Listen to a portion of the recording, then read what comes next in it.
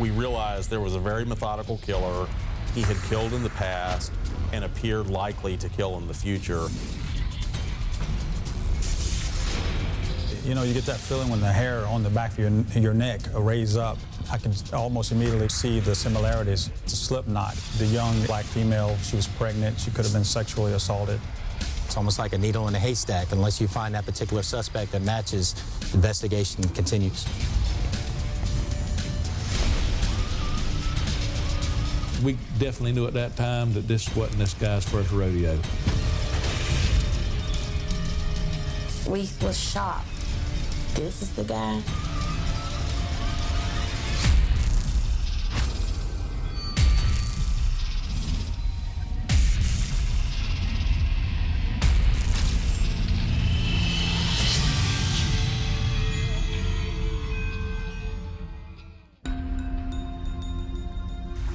Jacksonville, Florida is a major tourist hotspot known for its seaports, vibrant neighborhoods, and scenic coastline.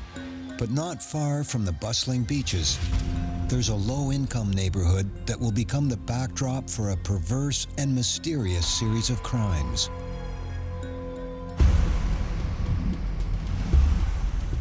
It begins in the heat and humidity of a July afternoon as Sharabia Mack heads to her sister's apartment. It's not a social call.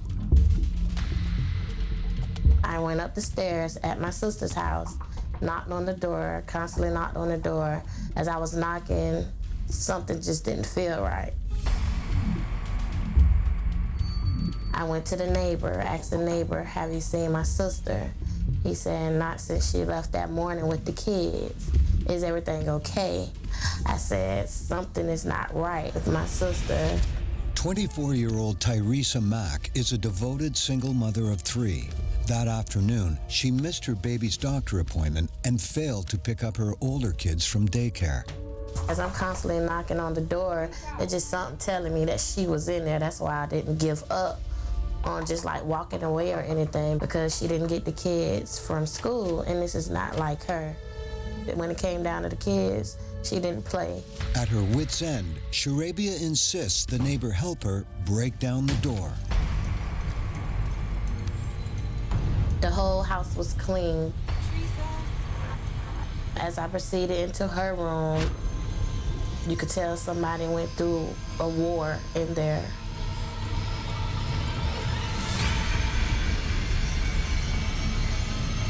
As soon as I saw her, I knew, because the way she looked and the position, I just outright knew she was not living. It's clear Tyresa was the victim of a ferocious attack. She's partially clad, her clothing torn, a telephone cord wrapped around her neck. I had a feeling that something was wrong, but I didn't expect her to be dead.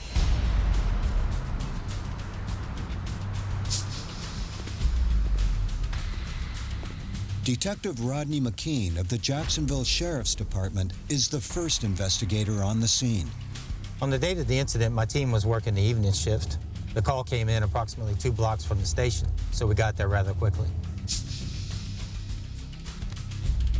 Upon entering the victim's apartment, everything initially seemed to be in orderly condition.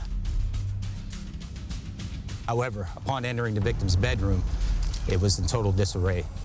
What this meant for us was that this was a violent struggle that took place in that bedroom. She was half naked, and her body itself, she had a huge abrasion. The skin had literally been scraped off of her nose. The victim had a cord around her neck. Upon closer observation, the victim also had trace marks on her wrists that appeared the cord had previously been there. Bound and raped, or so it seems from the traces of semen found on the victim's body. Investigators also notice a ring mark on her left finger, but the ring is nowhere to be found. While we were conducting a walk through the apartment, specifically the living room area, I located an entertainment center. The entertainment center had a clear dust pattern. It definitely appeared like a TV had been there and recently been removed. The missing TV and ring lead investigators to think robbery was the prime motive, but not all the pieces of the puzzle are adding up.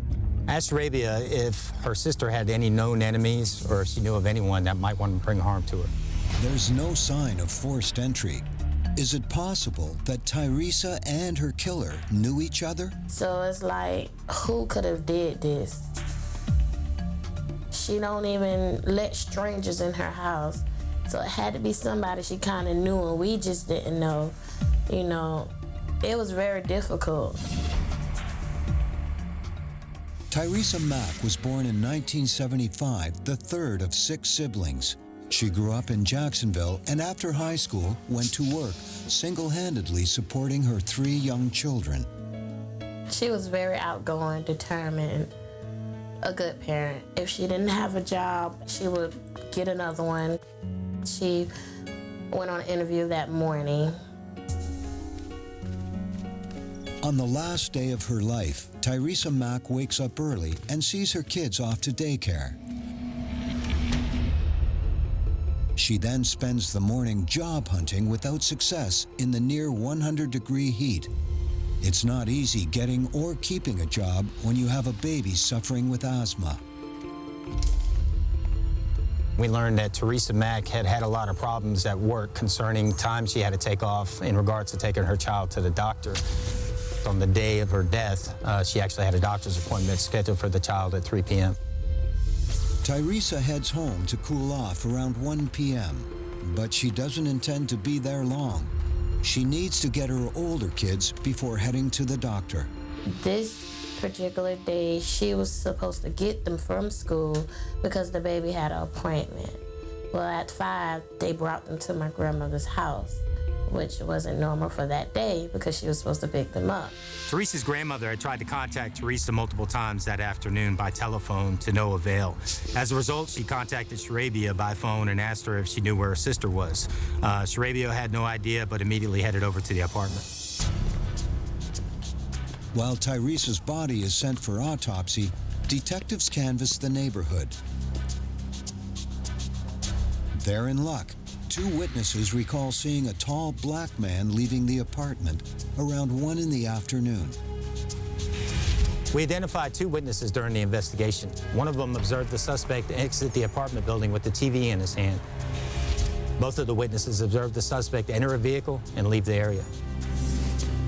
The next day, police show the witnesses a number of mugshots that match the suspect's description, but neither is able to ID a suspect. Meantime, Tyresa's family comes up with a suspect list of their own. We learned about 4 individuals that knew the victim around the time of her death. We conducted thorough interviews with each one of these individuals, during which time we also obtained consensual DNA from them. Ultimately, none of these individuals matched the description provided by the 2 witnesses. In the lab, a possible lead. Technicians are able to get a DNA sample from the semen at the crime scene, find a match, and they could solve the crime. The DNA database is composed of known profiles. Our suspect was not in the database. As a result, you're left with a profile and you're trying to find a match. It's almost like a needle in a haystack. Unless you find that particular suspect that matches, investigation continues. Despite the killer's apparent recklessness, he's managed to elude detectives at every turn. Evidence at the scene, we had the phone cord, we had the DNA evidence that was unidentified. We had numerous latent prints that were taken, but none of which identified a suspect for us. So once we excluded the persons of interest, we really had nowhere to go with the investigation. Tyresa Mack, by all accounts, was a very good citizen. She was a young mother, she worked, and we really could identify no one who would have a real motive to kill her. Detective McKean kept working the case, but he essentially exhausted all the investigative leads and there was no suspect. Weeks, then months go by without a single lead. A murderer is at large, and there are still so many unanswered questions. What would have made the person do it? Why her out of all people? Not to say I would want anyone to get killed, but she had kids. She had a baby, you know. Why her? The murder of Tyresa Mack is filed away as a cold case. It will stay that way for 4 more years until one winter day in Jacksonville when the vicious killer strikes again. And this time, he won't be satisfied with just one victim. It's been 4 years since single mother Tyresa Mack was found raped and strangled to death in her apartment. The killer is still flying under the radar, but not for long. Jacksonville resident Sarah Anthony is looking for her close friend and neighbor, Nakia Kilpatrick. The 19-year-old single mother is pregnant with her 3rd child, and Sarah hasn't heard from her in several days. That's when she hears some movement inside. One of the kids comes to the window and opens the blinds. Sarah can see inside and see that the house is a mess. She can see Nakia lying on the ground, unresponsive, laying halfway in the bedroom out of the bathroom. Sarah quickly runs for help. The children were left alone in that apartment with their deceased mother. Once we entered the apartment, we could tell that they had been scavenging for food. You could see open cereal boxes and anything that they could get to feed themselves. And we felt that if they were in there a couple of more days, they would have been deceased themselves.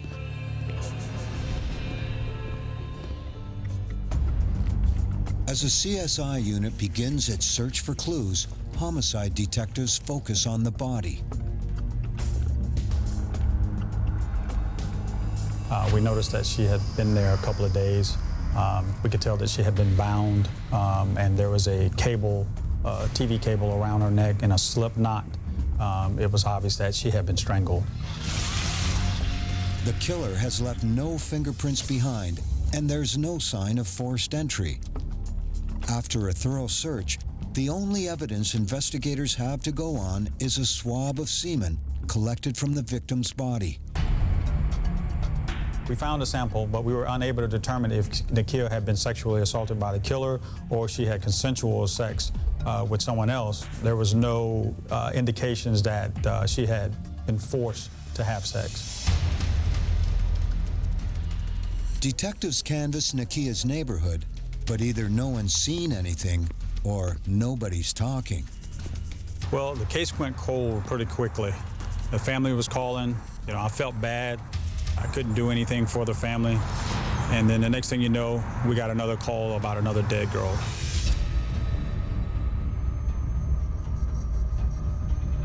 "10 days after the murder of Nakia Kilpatrick, another young woman is found dead in her apartment.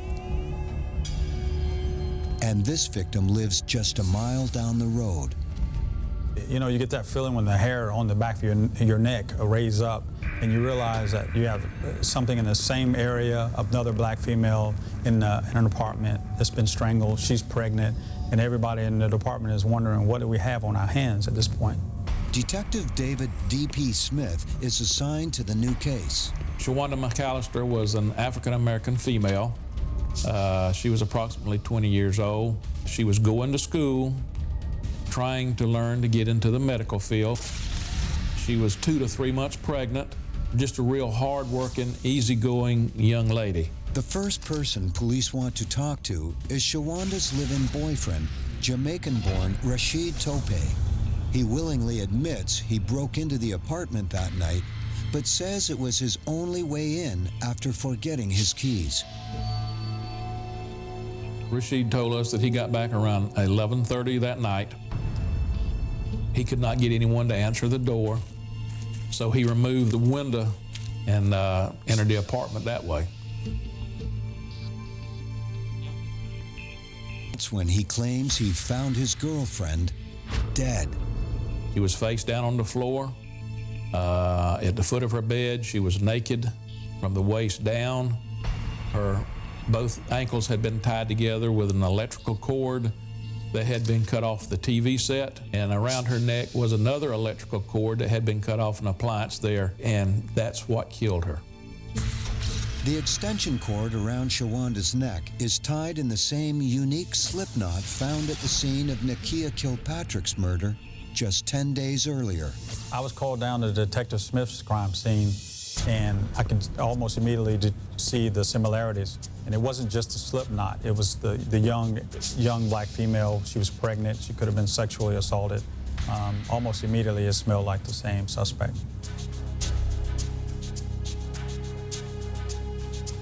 During our search, we did find a used condom that was in very close proximity to Shawanda. It was laying on the floor. CSI officers quickly get to work. But besides the condom, there's only one other potential clue. In the apartment, we found a receipt, an ATM receipt, where Shawanda had went to her bank and had drawn some $240-something. It's time-stamped around 8:30 that evening. But before Detective Smith can follow up on this lead, he gets an order to bring Rashid Tope in for questioning. My sergeant said, we need to talk to the boyfriend. He's got a real wild story. You need to talk to him about this right now. I had to find out real fast, so I decided I need to take him on down and start questioning him at the police station. As news of the latest murder spreads through Jacksonville, the city's fear and fury only grow. Police must end this string of killings as soon as possible. Do they finally have the murderer in custody? Or is there someone still out there just waiting to strike again? 10 days into the new year, 1999, two young black women, both pregnant, are found strangled to death with electrical cords in Jacksonville, Florida. Both appear to have been raped before they were murdered. Back at the Jacksonville Crime Lab, technicians discover that the DNA found on Nakia Kilpatrick perfectly matches the DNA recovered from the condom near Shawanda McAllister's body. But the match brings detectives no closer to identifying their man. We definitely knew at that time that this wasn't this guy's first rodeo. He knew what he was doing. Well, we believe that the victims knew the suspect, and it may have been a consensual sexual relationship, but we did believe that it was the same guy. Authorities are now focused in on Rashid Tope, Shawanda's boyfriend. He was a young African-American male, about 20 years old, and he was trying to sell us on this outlandish story. Rashid tells police that he and Shawanda started out the evening at the local laundromat. Rashid was a plumber by trade. Shortly before 7 that evening, he left Shawanda, going to one of our local technical schools to attend class for the plumbing trade. Rashid says he returned home a couple of hours later. He didn't have the keys to his apartment. The door was locked. He heard music playing, and at some point, he heard another male inside the apartment with Shawanda. Shawanda tells him, "You need to go away and come back later. I'll explain everything to you later." He says, "Well, I've got to have my work clothes." That's whenever Rashid says, "Shawanda, why are you doing this to me? You're pregnant with our baby." Rashid claims he complied with Shawanda's wishes. Moments later, she placed his clothes in the hall and relocked the door. Rashid never saw the male who was inside the apartment. He only heard him speak. The description he gave to us was he was sure it was a black male because of the sound of his voice. He could not tell us anything else about him. Detective Smith asks the suspect to take a polygraph. Rashid passed that polygraph with a +9, which is a very good score. He did not show any signs of deception. As a final check, Rashid is asked to provide a sample of his DNA for comparison with the semen from the crime scene. The test results are negative. Rashid is not a match. I came out of the interview room and I told my sergeant, I said, this ain't our guy. We got to start all over again. DP Smith turns his attention back to the bank receipt found in Shawanda's apartment. The interesting thing about the withdrawal was that on the night of the murder, Shawanda withdrew that money at 8:30, which was only 30 minutes before Rashid got home from his class. Police recover the bank security tape and bring it to Jacksonville's tech unit to see if they can enhance the image. Finally, they see what they're looking for. Video surveillance of the ATM transaction showed Shawanda McAllister standing in front of the ATM machine, withdrawing money, and behind her was a vehicle with its headlights on, and the lights on top of the car were on. Now, when we looked closer at the video, we could tell that this was a taxi cab, but you could not tell what the name of the cab company was, nor could you see anyone sitting inside of it. Detective Smith scans his notes from the crime scene. He has 2 witnesses who recall seeing a cab in front of the victim's building that night. We found 2 neighbors that approximately 9 to 9:30 they saw a Gator City cab pull up and park close to the vicinity of Shawanda's apartment. One of these neighbors describes a black male climbing into the cab at around 11:30 p.m. and driving away. Rashid had told us that Shawanda extensively used cabs. We began to think that maybe this was our first real break.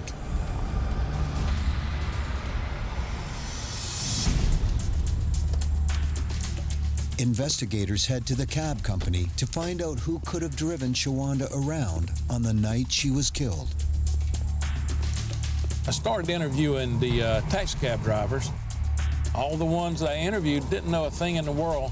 They remembered Shawanda, but they couldn't tell me anything significant about her murder or anything. But not all the company's drivers are accounted for. 2 weeks later, before investigators can track down the missing cab driver, the Jacksonville Strangler strikes again. In the northwest section of Jacksonville, a man was working construction. He heard the sound of puppies barking. He went to investigate, and he saw a body of a young African-American female. He immediately went off and called the police. My partner and I arrived at the scene. My partner told me that he saw something a few feet behind where I was standing. We went and investigated, and we found the body of a second African-American female. Both young women had been reported missing by their families several days earlier. Their bodies each bear signs of strangulation. The similarities with the Kilpatrick and McAllister cases are too clear to ignore. One was lying in the open, the other was partially covered with pine needles and leaves. Upon further examination, we discovered that her hands were bound. Police say her body was dumped here in this construction site. They were both strangled. But who are they? I spoke to one of our missing persons detectives, and she gave us a potential identification on the 2 victims. She stated that she had been looking into the disappearance of Giovanna Jefferson and Sarita Cohn for quite some time. 17-year-old Giovanna Jefferson was reported missing after she failed to return from a trip to the store. The girl's family told me that on the morning of her disappearance, she received a phone call from a man she referred to as D. She left the house to meet D, and that was the last time they saw her alive. Police combed through the missing girl's phone records searching for this mystery man. After eliminating dozens of friends and family members, they are left with just one name, Paul DeRusso. Is he their missing link? Our chain of command decided it was a good idea for all the detectives involved in all the investigations to get together in a single room and formulate a game plan.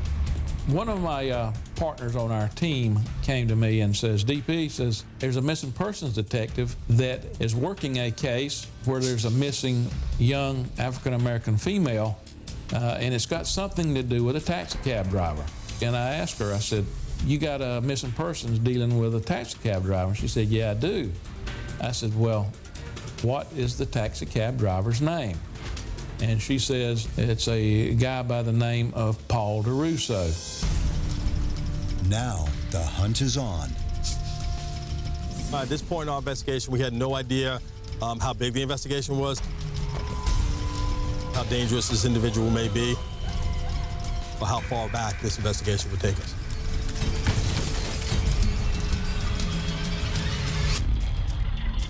A serial killer is on the loose in Jacksonville, Florida, and he's working fast. 4 young black women have been strangled to death in the first 5 weeks of the new year. Authorities can only guess when and where this predator will strike next. We realized there was a very methodical killer. He had killed in the past and appeared likely to kill in the future, and law enforcement had to devote all their resources to finding this person. Their prime suspect's name is Paul DeRusso, a local cabbie believed to have had contact with at least 2 of the victims before their murders. Investigators dig into the suspect's past. DeRusso enlisted in the U.S. Army at the age of 22 and was stationed in Germany. Well, Paul DeRusso meets his wife while serving in the Army in Germany. She was also serving in the Army. 2 of them got married. They were transferred to Fort Benning, Georgia, where his wife gave birth to 2 daughters. But DeRusso's got a troubled past. He had an extensive criminal history, which included burglary, domestic battery, sexual battery. He never did any extensive prison time. It seemed like prosecutors weren't able to make any of the cases stick. DeRusso is first arrested at the age of 21 for carrying a concealed firearm, but receives just 3 years probation. While stationed in Georgia, he is once again taken into custody, this time on charges of kidnapping and rape. We found that he had been disarmedly discharged from the Army. And checking his arrest record, we see that he would, he's like he lived a charmed life. Yes, he'd get arrested, but the charges would either be dropped or he would plead or get convicted of a lesser charge. He just kept going. And to me, and when you get a person like this that thinks he can get away without having to answer for his crimes, then to me, they become very dangerous and they're going to escalate. Shortly after his discharge, DeRusso moves his family to Jacksonville, where he works a series of odd jobs, including a brief stint as an auto mechanic. We had found in his criminal history that DeRusso had been arrested in 2001 for sexual battery on a 19-year-old female here in Jacksonville. Tamika Thomas was walking to work. She said that Paul DeRusso pulled up next to her. He asked her if she was single. She said that when she got off of work, he was there. He gave her a ride home, and she described him as being handsome and charming. Tamika Thomas said that she and Paul DeRusso engaged in consensual sexual activity on numerous occasions. She said that she caught him with a passion mark on his neck and broke off the relationship. After she broke up with Paul DeRusso, he flipped out. He grabbed her by the neck, he slammed her against her dryer, picked her up, carried her upstairs, ripped off her clothing, and sexually battered her. She said he also said that if he couldn't have her, nobody would. DeRusso is arrested for sexual battery, but skirts justice once again when his lawyers get the charges reduced to simple assault. I determined who the detective was on that case, and I called him up and I said, did you take a cheek swab off of your suspect?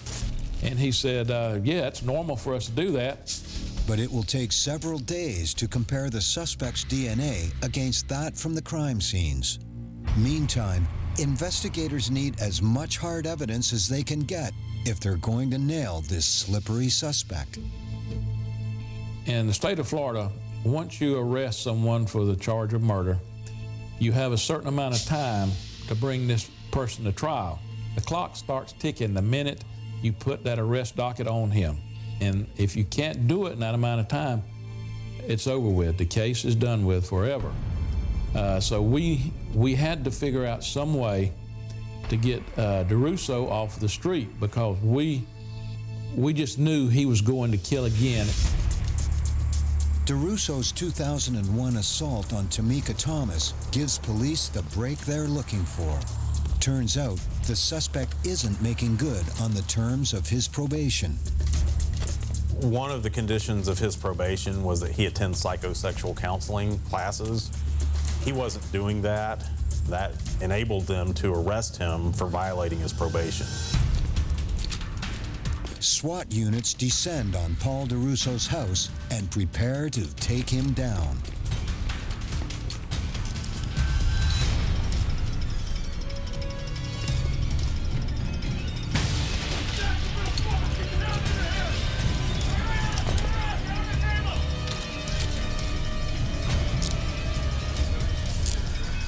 He was placed in our county jail, and he remained there while we built our case against him.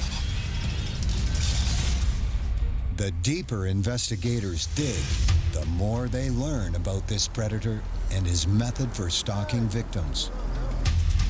I visited a friend of Nakia's, and I showed her a photo spread.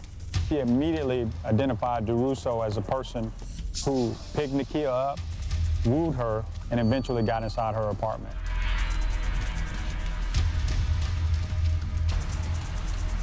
DeRusso took advantage of his job as a taxi driver and his natural charm to win over another victim, Shawanda McAllister.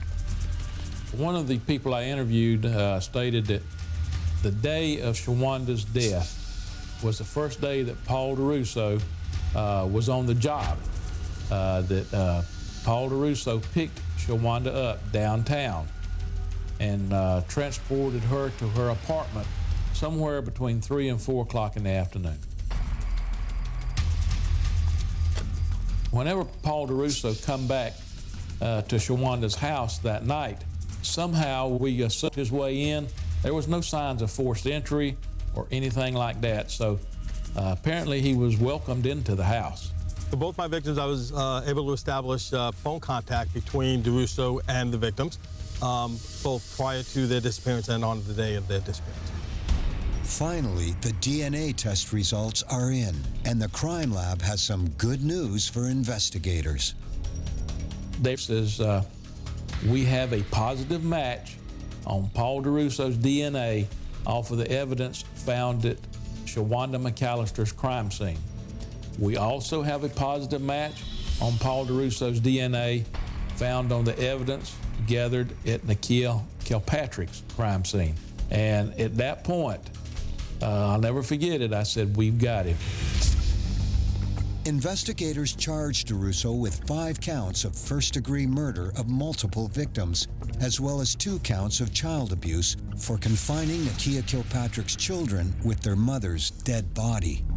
We brought DeRusso into the interview room.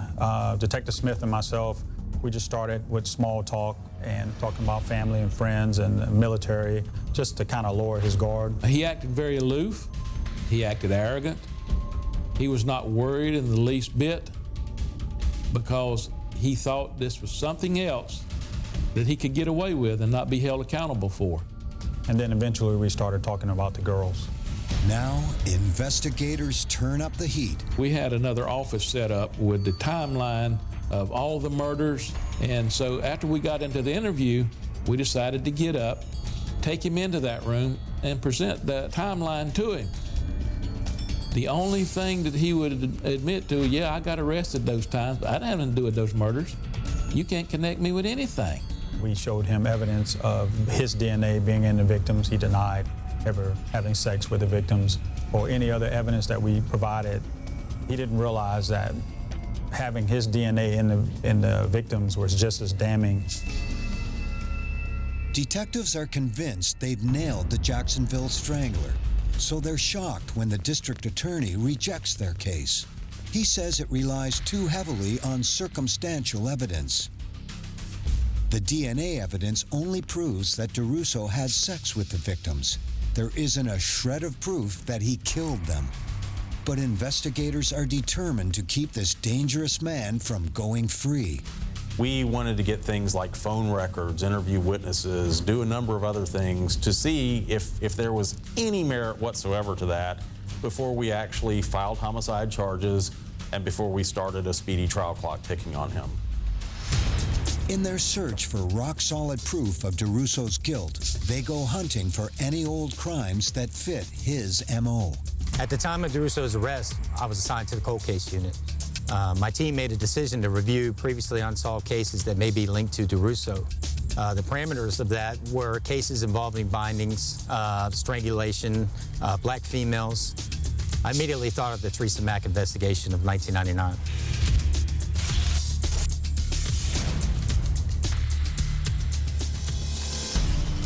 After so many years, have police finally found Tyrese's killer? I remember reading articles, cab driver accused of murder. And after reading all that and seeing him, We knew him, not know him personally, but we seen him. He worked in our neighborhood. So he was shocked. This is the guy. Authorities have Jacksonville cab driver Paul DeRusso in custody for a string of murders. But their case relies too heavily on circumstantial evidence to guarantee a guilty verdict. So they scour through their files, hunting for any overlooked clue that could help them nail the suspect. We knew that Paul DeRusso's DNA was already linked to several of our victims. We knew he had killed multiple times in the past, and we didn't know if we had the full universe of the murders he had committed. So detectives had to start looking through older cases to see if there were any similarities. I pulled about a dozen cases which I presented to the lab personnel. The first case on my list was the Teresa Mack case of 1999. I knew that case had been thoroughly worked, that we had an unidentified sample, and I was eager to see if there was a match. On a hot summer day, single mother of three, Teresa Mack, was raped and strangled to death in her own home. But no one could ever find a link to her killer, and the case went cold. Until now. The lab took the 4-year-old vaginal swabbing from Teresa Mack. They compared it to Paul DeRusso's known DNA profile, and it was a 13 marker hit, which is forensically, that's as strong as it gets. Police contact Sharabia Mack and deliver the news. They think they've finally caught her sister's killer. She was extremely excited. She appeared very grateful that we hadn't forgotten about her sister. That was like the best day of my life for him to sit and tell me that he had found the person who killed my sister, gave me the name, which was Paul DeRusso. And I'm like, okay, wow. But there's still work to do. I conducted a review of my previous investigation. That included going through a lengthy report, during which time I reviewed statements made by witnesses, the persons of interest, and all the evidence associated with the case. Pretty much everything was checked. DeRusso's tactics with his other victims lead police to believe he must have known Teresa prior to her death. Teresa told me and my grandmother that it was a guy that liked her. He bought her a ring, but she wouldn't accept it. She never gave us a name, so we didn't know him. Investigators are now able to piece together what they think happened that fateful afternoon. DeRusso probably charmed his way inside, then turned on Teresa like an animal. We do know that it was sexual and it was not consensual.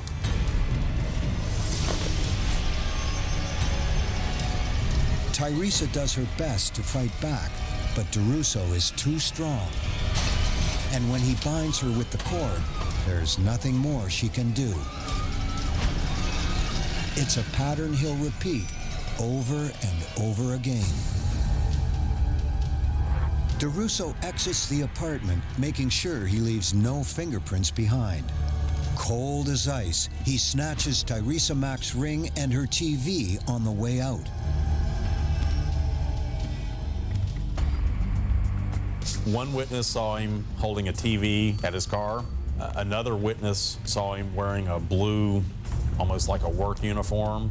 We knew that Teresa Mack was missing a television, and we knew that Paul DeRusso was working at the time of this murder for an auto mechanic company and was required as part of his job to wear a blue work uniform.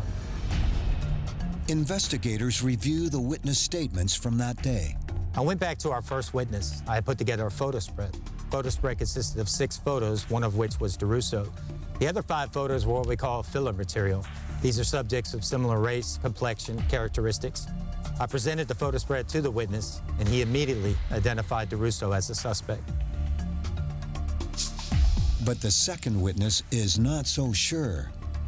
She says she only saw DeRusso from the side. Investigators return with a new photo spread of profile shots.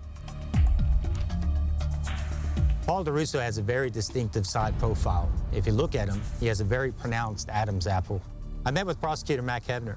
He informed me that my case was the strongest case against Paul DeRusso. He told me to get ready for trial. But the district attorney stuns the press when he declares that DeRusso will only be tried for a single murder, that of Tyresa Mack, and the state will be seeking the death penalty. In the Tyresa Mack case, we had a full DNA profile match. We had witnesses, eyewitnesses who had placed him at the scene of the crime at the time we thought the homicide took place.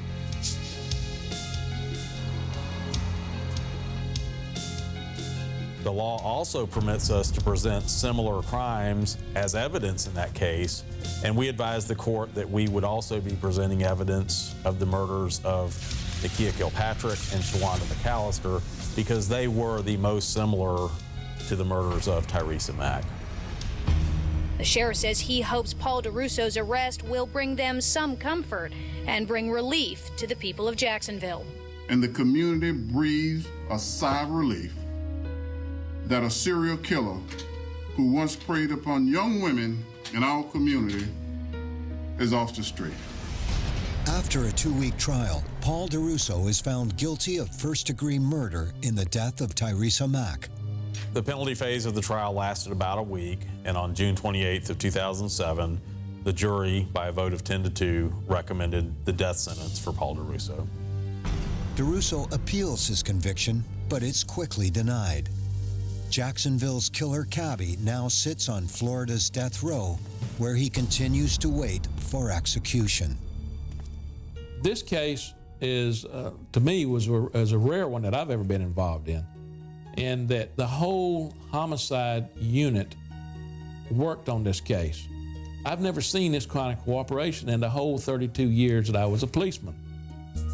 As a homicide investigator, you are the last voice that can speak for that victim.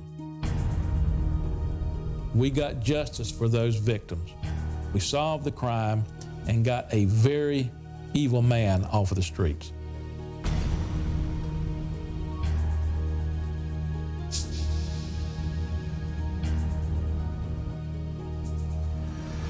When it came out, it was like a relief. Everybody just cried. My mom cried. Everybody went to hugging. There's